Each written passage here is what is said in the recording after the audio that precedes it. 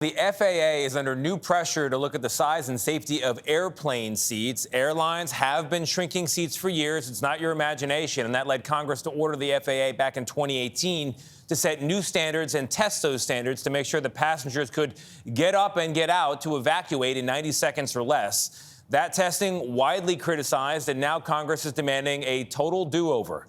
Chris Van Cleve has followed this story for years. Chris, good morning. Well, good morning. More than half of flyers say they are unhappy with the amount of legroom in economy. When the FAA asked people for comments about seat sizes, they were flooded with feedback, very little of it positive. But it's the comments from Congress that are going to make a difference here. They're telling the FAA they have to try again and do their safety testing around seat sizes all over again. There were 379 people on board Japan Airlines Flight 516 when it collided with another plane on a Tokyo runway in January. From the moment of impact, it was 18 minutes before everyone was off the Airbus A350. In theory, that evacuation should have been able to happen in 90 seconds. What it really tells us is the current certification standards really are not applicable. They don't replicate how people get out of an airplane during an emergency. Now lawmakers want to know if real-world conditions like crowded cabins and seat size slow evacuations. Airplane seat width is already down as much as 4 inches over the last 30 years to as little as 16 inches wide, and seat pitch, the distance between rows, has shrunk from about 35 inches to 31, and in some cases as little as 28 inches, allowing airlines to add more seats. Back in 2019, in a simulated cabin that can be filled with smoke and plunged into darkness, the FAA tested how close is too close when it comes to getting out of airline seats in an emergency.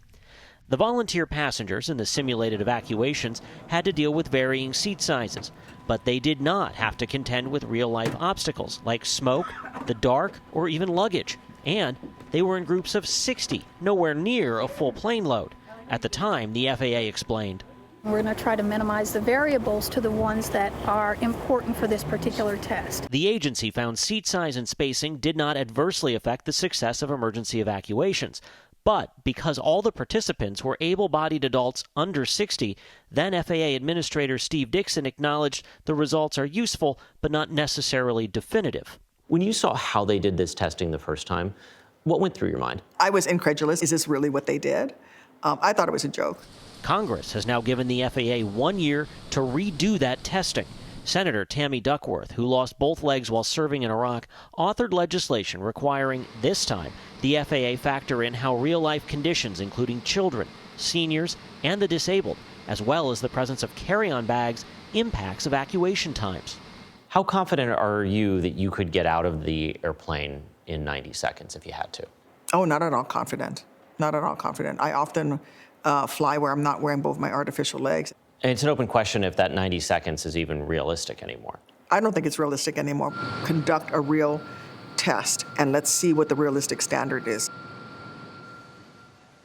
Now, Senator Duckworth stresses the legislation is focused on safety, not the more subjective comfort, so the findings may not result in what you and I may say is a more comfortable cabin. The FAA says, in part, we look forward to implementing all provisions in the recently passed FAA reauthorization bill, including how to include all perspectives of the flying public as we continue to ensure planes can be evacuated safely.